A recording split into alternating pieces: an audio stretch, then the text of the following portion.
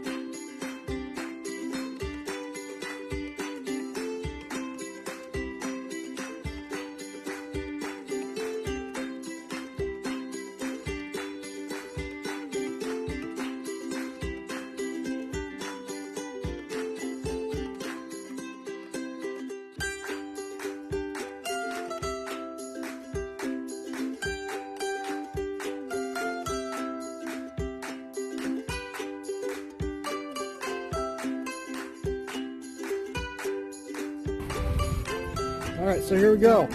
Welding with 100 ST, 4375, 3500 running watt Predator.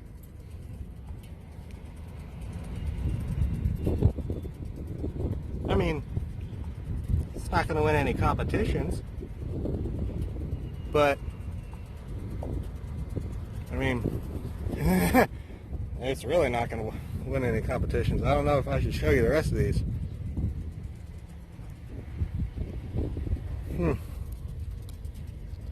Sorry about that.